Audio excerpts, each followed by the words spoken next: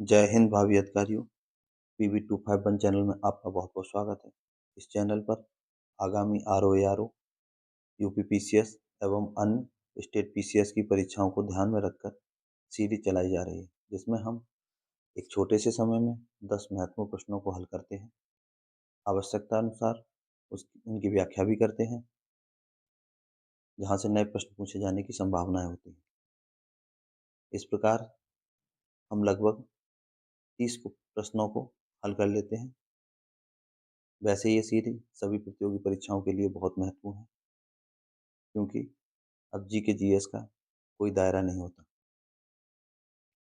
एक आवश्यक सूचना कि UP PCS 2025 का नोटिफिकेशन जारी हो चुका है। इच्छुक अभ्यर्थी अपना फॉर्म जल्द से जल्द भर दें। 20 फरवरी से फॉर्म भरे जा रहे हैं। 24 मार्च अंतिम तिथि है। अंतिम तिथि के चक्कर में न पड़ें, इसलिए जल्द से जल्द फॉर्म भर दें। लास्ट समय में कभी साइबर डाउन हो जाता है, अदर दिक्कतें आ जाती हैं और अभ्यर्थी फॉर्म भरने से वंचित रह जाते हैं। इसलिए आप लोगों को मेरी सलाह है, जब इसी के लिए पूरा डेडिकेशन है, यही जब लक्ष्य है, तो फिर लेट किस लिए होना। समय से अपना फॉर्म भर दीजिए और अपनी तैयारी में लग जाइए। चलिए, अब हम समय को बर्बाद किए बिना आज के प्रश्नों को हल करते हैं, और हम अपने प्रश्न की शुरुआत आज के दिवस से ही करते हैं। 20 फरवरी विश्व सामाजिक न्याय दिवस, यानी 20 फरवरी को UNO द्वारा विश्व सामाजिक न्याय दिवस के रूप में मनाया जाता है। और 2025 की थीम की बात करें तो सशक्तिकरण समावेशन इसकी थीम है। आजकल एक क्वेश्चन तो यहाँ से पूछा ही जा रहा है, इसलिए मैंने एक नया इनिशिएटिव लिया है कि हम प्रत्येक दिन ऐसा कोई प्रमुख दिवस रहा करेगा, तो उसको हम वीडियो के स्टार्टिंग में ही बता दिया करेंगे। चलिए, अब हम अपने पहले प्रश्न पर चलते हैं। तो स्वाधार योजना है क्या है? आपका ऑप्शन ए अद्वितीय पहचान हेतु, बी पुरुषों हेतु स्वरोजगार, सी कठिन परिस्थितियों में महिलाओं के लिए, डी वरिष्ठ नागरिकों हेतु साझा गृह की व्यवस्था। तो ये क्या है स्वाधार योजना? तो इसका सही आंसर सी, ये कठिन परिस्थितियों में महिलाओं के लिए है। आइए इसकी व्याख्या देख लेते हैं। इसकी व्याख्या बहुत महत्वपूर्ण है, क्योंकि इस प्रश्न को कई बार पूछा जा चुका है, आगे भी पूछे जाने की संभावनाएं बहुत प्रबल हैं। तो जान लीजिए। तो इसका प्रारंभ 2000 ये 2001 और 2 में योजना के अंतर्गत इसका प्रारंभ 2001 और 2 में हुआ था। इस योजना के, यहाँ हम कॉमा लगा दें, तो इस योजना के अंतर्गत रिहा कैदी प्राकृतिक आपदा अथवा अन्य किसी कारण से बेघर और बेसहारा पीड़ित महिलाओं को स्वाधार गृह लाया जाता है। साथ ही उनको व्यावसायिक प्रशिक्षण दिया जाता है। इसमें कोई जात विशेष नहीं है। तो कई बार आपसे प्रश्न पूछे, ठीक है आपको स्वाधार योजना पता है, कठिन परिस्थितियों में महिलाओं के लिए भी पता है, उसमें दे दिया कि SC ST की महिलाओं के लिए या किसी विशेष वर्ग के लिए दे दिया, तो ऐसा नहीं है। इसमें किसी भी प्रकार, किसी भी जात और वर्ग की महिला, लेकिन कंडीशंस रखा हुआ है कि अगर मान लो कैदी, रिहा कैदी हो, प्राकृतिक आपदा हो या अन्य किसी कारण से अगर बेघर बेसहारा हो जाती हैं, तो उनको स्वाधार लाना और व्यवसायिक प्रशिक्षण दिया जाना। चलिए अगले प्रश्न पर चलते हैं। तो निम्नलिखित में से कौन अपने पिता के अभियानों के क्रम में सैनिक छावनी में पैदा हुआ था? आपके option A Amoghavarsha Rashtrakuta, B Bhoj, C Dharmapala या डी नागभट्ट द्वितीय प्रतिहार। आइए इसका सही आंसर है ए अमोघवर्ष राष्ट्रकूट। आइए अमोघवर्ष के बारे में और जान लेते हैं। तो राष्ट्रकूट राजा अमोघवर्ष प्रथम जन्म 800 ईस्वी में नर्मदा नदी के किनारे, ठीक है, नर्मदा नदी के किनारे श्री भावन नामक स्थान पर सैनिक छावनी में हुआ था। इनके पिता का नाम गोविंद तृतीय और कविराज मार्ग, कविराज मार्ग और प्रश्नोत्तर रत्नमालिका, ये दो किताबें थीं जो इनके द्वारा लिखी गई थी। तो कविराज मार्ग को इन्होंने कन्नड़ भाषा में लिखा था और प्रश्नोत्तर रत्नमालिका संस्कृत भाषा में लिखा था। ठीक है, अमोघ वर्ष को इनके बारे में पूछा जा सकता है और इसके साथ साथ इनको कूट में ये दिए जा सकते हैं। ठीक है, तो आप जान लीजिए, नदी याद रखिए नर्मदा नदी, कई नर्मदा नदी की जगह कुछ और ही दे दिया। राजा अमोघ वर्ष का जन्म, ठीक है, सैनिक छावनी आपको पता है, दे दिया सतलज नदी के किनारे, तो नहीं, नर्मदा नदी के किनारे हुआ था। क्योंकि अब हमको एक नई अप्रोच लेकर के चलना पड़ेगा। ये नहीं है कि आप लोग पढ़े नहीं हैं या हम लोग, मतलब बात केवल पढ़ाई की नहीं है, पढ़ा सब है, आपको आता भी सब है और पूछा भी वहीं से जाता है जो आप लोगों ने पढ़ा है। लेकिन समस्या क्या है कि वर्तमान में जो अगर पैटर्न देख लो 1-2 वर्ष का, तो वो क्या करते हैं, उन्हीं प्रश्नों को थोड़ा-सा और मॉडिफ़ाई या कोई अन्य सूचना ऐसी डाल देते हैं, जिस कारण से आपकी केवल एक सूचना की वजह से आप उसके बारे में 90% जान रहे होंगे प्रश्न के बारे में, लेकिन केवल एक सूचना जो आपको नहीं आ रही होगी, उसकी वजह से वो पूरा प्रश्न छूट जाता है। तो इसलिए मैं वर्तमान का जो पैटर्न है, पूरी तरीके से उसको ध्यान में रख कर के ही मैं ये सीरीज़ चला रहा हूँ। और मैं नहीं कहता कि मतलब आपको मोबाइल के माध्यम में, तो हमेशा लोगों को सजेस्ट करता हूँ और कि आप हमेशा किताबों को अपना बेस बनाइए, किताबों से पढ़िए। वीडियो का सहारा वहाँ लीजिए जहाँ किताबें आपके पास उपलब्ध नहीं है, एक बात। दूसरी बात क्या है कि किताबों से आप कंटिन्यू नहीं पढ़ सकते। तो ऐसे समय में एक रिफ्रेशमेंट के लिए, जैसे खाना खाने के बाद चाय लेते हैं, उसी तरीके से उठाना है, 10 मिनट 15 मिनट का वीडियो है, आपको अगर आवाज़ स्लो लगती है तो आप अपनी 1.25 1.5 जहाँ आपको सूटेबल लगे उस स्पीड में बढ़ा के जल्दी-जल्दी देख लीजिए।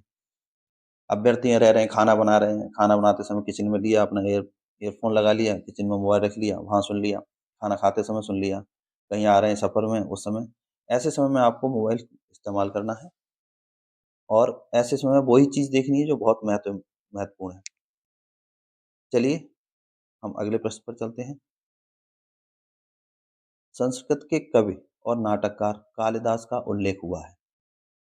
आपका ऑप्शन ए पुलकेशन द्वितीय के ऐहोल अभिलेख से, बी मेहर भोज के ग्वालियर अभिलेख से, सी कुमारगुप्त प्रथम के करमदंडा शिवलिंग अभिलेख से, डी चंद्रगुप्त द्वितीय के मथुरा स्तंभ लेख में। तो इसका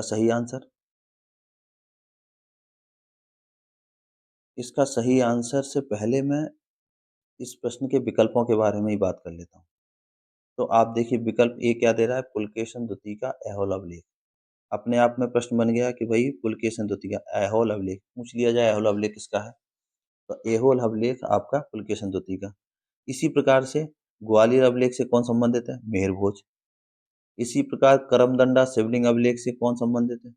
तो कुमारगुप्त प्रथम। कुमारगुप्त प्रथम, द्वितीय नहीं है। अब वहीं मथुरा स्तंभ लेख की बात करें तो इससे चंद्रगुप्त द्वितीय जुड़े हुए हैं। अब आप सोच लीजिए यहाँ से कितने प्रश्न बन गए, एक एक करके प्रश्न पूछा जा सकता है कि पुलकेशन द्वितीय ऐहोल अभिलेख किससे है? तो पुलकेशन द्वितीय। ग्वालियर अभिलेख मेहर भोज, ये आप ऐहोल अभिलेख पुलकेशन द्वितीय से शायद आप लोग बहुत परिचित होंगे और जो नए अभ्यर्थी हैं उन्हें तो नहीं होगा, तो वो अपना देख लें। जो पुराने अभ्यर्थी हैं वो तो बहुत परिचित होंगे, लेकिन ग्वालियर अभिलेख मेहर भोज का ये भी इम्पोर्टेंट है, ये भी नया है। फिर आपका ये करमदंडा शिवलिंग अभिलेख कुमारगुप्त प्रथम, ये तो बहुत ज़्यादा इम्पोर्टेंट सा नज़र आ रहा है। इसी प्रकार चंद्रगुप्त द्वितीय मथुरा स्तंभ लेख से हैं, तो इनको आपस में कूट मिलाने के लिए दे सकता है, एक-एक करके पूछ सकता है, क्योंकि ऐहोल अभिलेख तो कितनी बार पूछा हुआ है। अब हम इस प्रश्न की अगर उत्तर की बात करें तो संस्कृत के कवि और नाटककार कालिदास का उल्लेख हुआ है, तो आपका ऑप्शन ए सही है, यानी पुलकेशन द्वितीय के ऐहोल अभिलेख से। आइए इसके बारे में थोड़ा-सा और जान लेते हैं। तो ऐहोल अभिलेख ये संस्कृत भाषा में लिखा हुआ है, पहली बात है। इसकी रचना किसने की है? तो इसकी रचना की है रविकीर्त ने। और इस रचना करने के बाद रविकीर्त जी ने ये दावा किया है सबसे अंत में कि इसे लिखकर मैंने कालिदास तथा भारव के समान यश प्राप्त कर लिया है। ठीक है? तो अभी कालिदास पूछ लिया है तो कालिदास का ये हो गया ऐहोल अभिलेख में। आपको कभी भी भारवी भी पूछे जा सकते हैं, ये याद रखिएगा। और मुझे तो लगता है कि आगामी किसी भी परीक्षा में जल्द से जल्द ये क्वेश्चन पूछा जा सकता है कि भारव का वर्णन किस अभिलेख में है? तो आप याद रखिएगा, जिसमें कालिदास रविकीर्त के जो ऐहोल अभिलेख में जहाँ कालिदास है, भारव भी है, क्योंकि उन्होंने अपनी तुलनाएँ दोनों व्यक्तियों से की है। या कभी क्वेश्चन ऐसे पूछ ले कि रविकीर्त ने किस अभिलेख में कालिदास तथा भारव के से अपनी तुलना की है। तो वही उनकी तुलना इन्होंने ऐहोल अभिलेख में की हुई है। चलिए, जितने एंगल से इस क्वेश्चन बन सकते थे मैंने उतने प्रकार के प्रश्न बना करके इसकी व्याख्या कर दी। चलिए हम अगले प्रश्न पर चलते हैं। भारत में सुधारात्मक याचिका उच्चतम न्यायालय में निम्न अनुच्छेद के अंतर्गत दाखिल की जा सकती है। आपके ऑप्शन ए 138 यानी 138, option B 140 140, option C 142 142, option D 146 146। तो इसका सही आंसर सी 142 है। बाद देख लो तो उच्चतम न्यायालय ने किस बाद में ये आदेश दिया था, तो बाद आ जाएगा तो ये रूपा अशोक हर्रा बनाम अशोक हर्रा 2002 और SCC 388 बाद में उच्चतम न्यायालय ने सुधारात्मक याचिका की बात की, आर्टिकल 142। चलिए अगले प्रश्न पर चलते हैं। सर एडमिन अर्नाल्ड, ठीक है, ये हैं सर एडमिन अर्नाल्ड की पुस्तक the light of the Asia आधारित है। आपका ऑप्शन ए दिव्यावदान पर, बी ललित विस्तार, सी सुत्त पिटक या डी अभिधम पिटक। तो इसका सही आंसर बी ललित विस्तार है। चलिए, अगर हम ललित विस्तार के प्रकाशन की बात करें तो ये 1879 यानी 1879 ईस्वी में, ठीक है, और कहाँ पर हुई थी, तो लंदन में। पक्का याद रखिए, ठीक है, प्रश्न को दे दे आपका कलकत्ता बम्बई, ये पक्का याद रखिए, लंदन में, लंदन में इसका प्रकाशन हुआ था 1879 में। हो सकता है कि चलो डेट आपसे नहीं भी पूछे लेकिन स्थान पूछा जा सकता है, इसलिए लंदन को तो पक्का याद रखिए आप। अगला प्रश्न देखें तो किसान दिवस मनाया जाता है। आपका ऑप्शन ए 23 अगस्त, बी 23 अक्टूबर, सी 23 दिसंबर या डी 23 फरवरी। इसका सही आंसर 23 दिसंबर है। आप लोगों को पता है तो बहुत अच्छी बात है, नहीं पता है तो मैं बता देता हूँ। देखो पिछले 4-5 साल से किसान आंदोलन इतना ज़्यादा किसान के रूप में इतना ज़्यादा चर्चित हुआ है, तो मुझे ऐसे लगा कि इस प्रश्न को पता भी हो तब भी एक बार आपको मैं रिवाइज करा दूँ।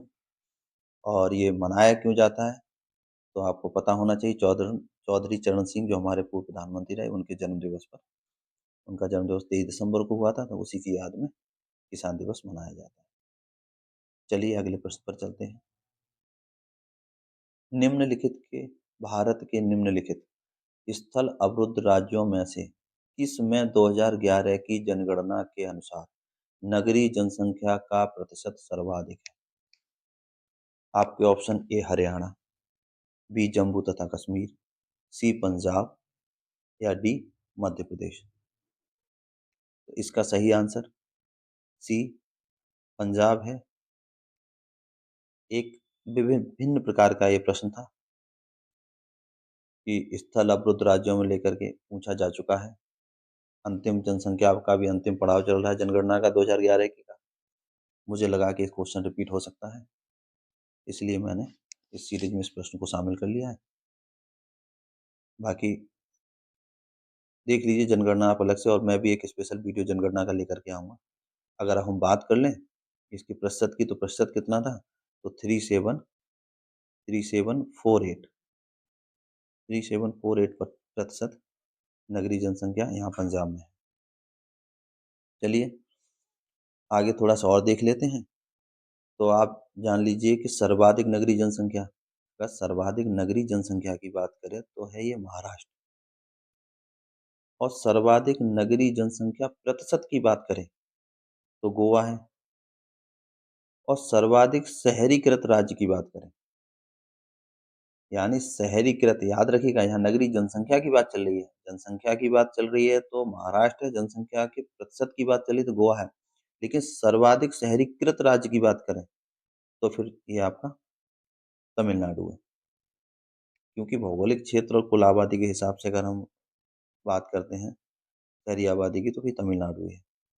चलिए हम अगले क्वेश्चन पर चलते हैं। निम्न में से किस,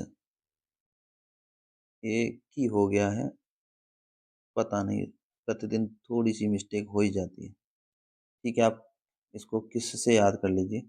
निम्न में से किस केंद्र शासित प्रदेश में 2011 की जनगणना के अनुसार ग्रामों की संख्या न्यूनतम है?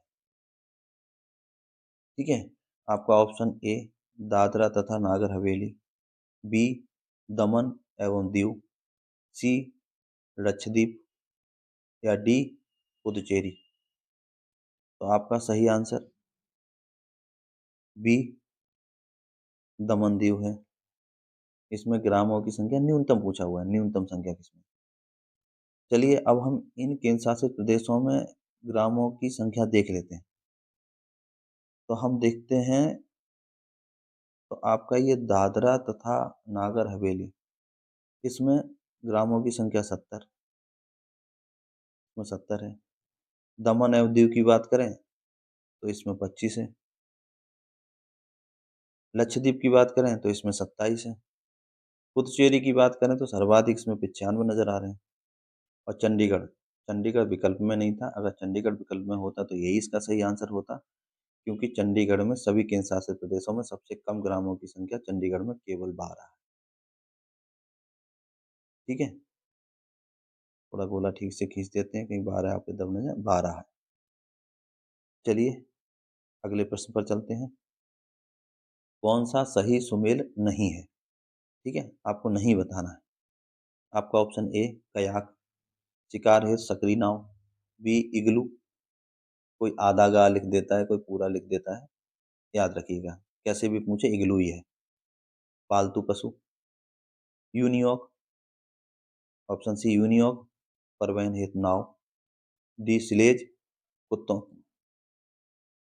सॉरी, ऑप्शन डी स्लेज, कुत्तों द्वारा खींची जाने वाली गाड़ी।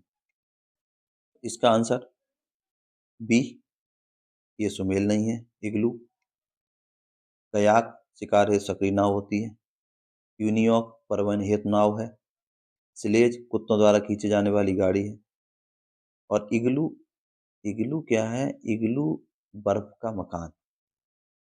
ये जो सारा आपके जो तथ्य दिए हैं किसके बारे में दिए? ये एस्किमो जनजाति है। ये है एस्किमो जनजाति है। ठीक है, तो ये एस्किमो जनजाति के बारे में दिया हुआ है। और जो आपकी एस्किमो जनजाति है, ये आपके इसमें उत्तरी ध्रुवीय क्षेत्र, ग्रीनलैंड, कनाडा, है ना, उस क्षेत्र में पाई जाती है। और अगर इस जनजाति की बात करें तो इसके दो दो प्रकार, मतलब दो जातियां, दो टाइप की जातियां पाई जाती हैं। एक जाति को इन्यूट एस्किमो और एक को यूपिको एस्किमो। एक बार क्वेश्चन इन्यूट से ही मिला के पूछ लिया है। तो इन्यूट जनजाति का एक नाम ही है उसका। इन्यूट कोई अदर कोई चीज़ नहीं है। अगर पता चले इन्यूट के आगे शायद कुछ वाहन, कोई गाड़ी वाड़ी करके दे दिया था, ऐसा नहीं था।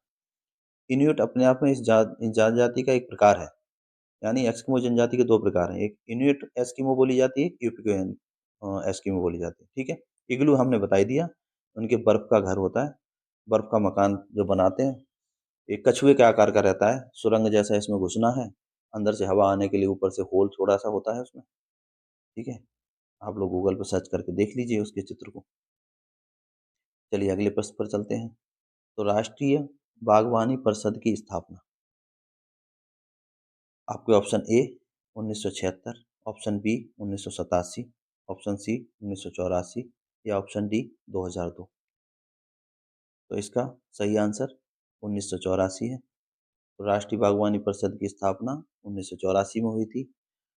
और यहाँ पे एक और बात बता दें, तो राष्ट्रीय बागवानी मिशन और था, एक मिशन चलाया गया था, राष्ट्रीय बागवानी मिशन।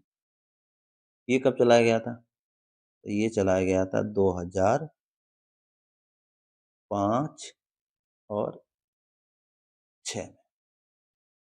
ठीक है, अब राष्ट्रीय बागवानी परिषद की स्थापना 1984 हो गई और राष्ट्रीय बागवानी मिशन 2005 और 6, याद रहेगा आपको। पूछ सकता है, राष्ट्रीय बागवानी मिशन भी पूछ सकता है। चलिए थोड़ा सा और देखें, तो इसका मुख्यालय गुरुग्राम हरियाणा में, और सोसाइटी पंजीकरण अधिनियम 1860 के तहत इसकी स्थापना हुई। ठीक है, इससे पूर्व वीडियो में भी हमने ये सब कुछ बताया हुआ है।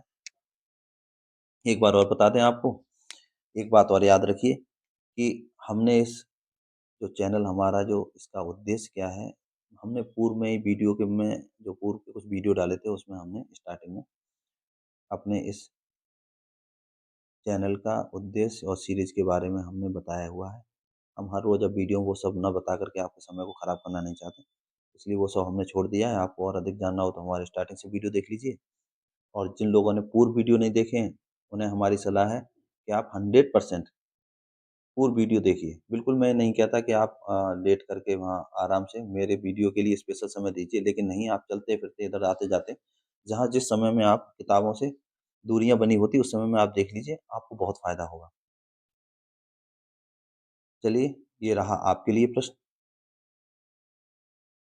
किसने कहा था, आलोचना और स्वतंत्र चिंतन एक क्रांतिकारी की 2 विशेषताएँ हैं? आपका option A Bhagat Singh, B Ramprasad Bismil, C Sachindranath Sanyal, या डी भगवती चरण वोहरा।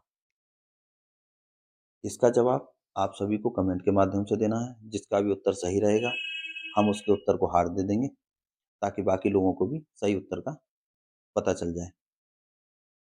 चलिए, कल हम पुनः ऐसे 10 महत्वपूर्ण प्रश्नों की का वीडियो लेकर के उपस्थित होंगे, और आप लोगों से एक रिक्वेस्ट है कि वीडियो को लाइक, कमेंट, शेयर अवश्य कीजिए। धन्यवाद। Like, comment, and subscribe.